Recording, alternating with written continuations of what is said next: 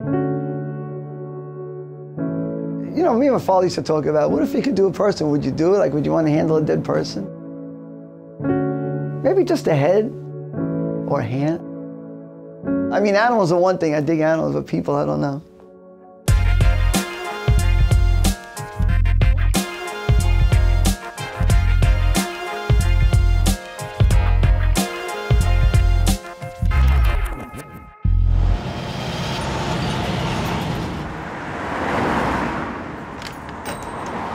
Welcome to Cypress Hills Taxidermy Studio.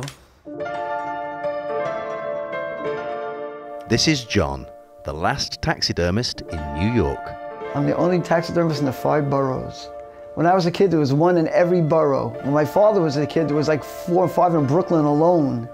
Over the years, taxidermy is just not as big as it used to be. So how does it make you feel?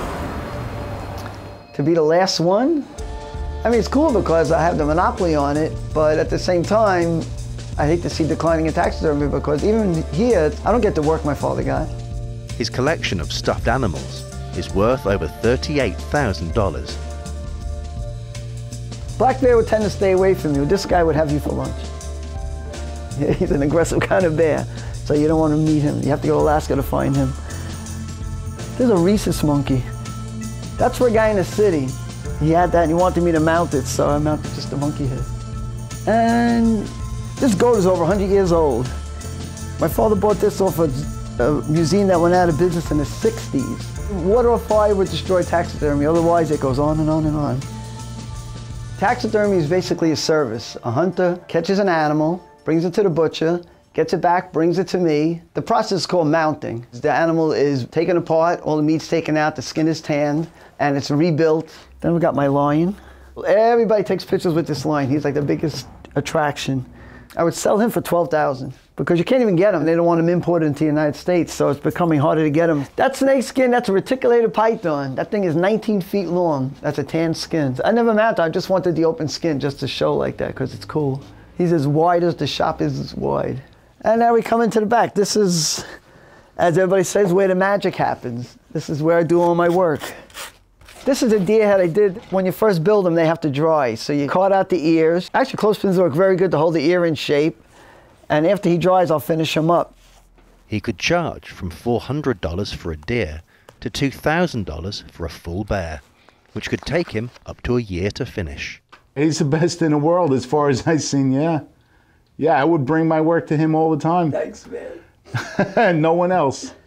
Taxidermy is a memory of the hunt. You can go in somebody's house and look on the wall and say, oh, that's a nice deer head. He'll tell you the day, the weather, the time. It brings back the whole memory of the hunt. There's no cruelty. Everything in nature has to be harvested. And you get a deer, you're getting 60 pounds of meat out of a deer. So nothing is wasted. So the trophy is the end result.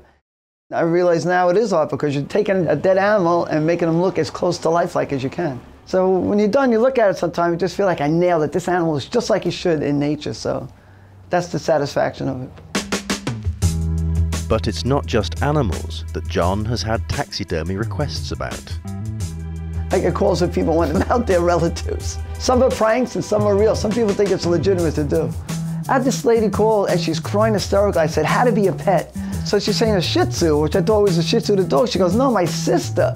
I'm like, what? She goes, I want my sister preserved. I was like, lady, you can't do it. Please, I'll pay anything. I said, first of all, you can't go to the morgue. They're not going to give me your sister's body. It's illegal. John may be the last taxidermist in New York, but he doesn't plan on giving up that title anytime soon.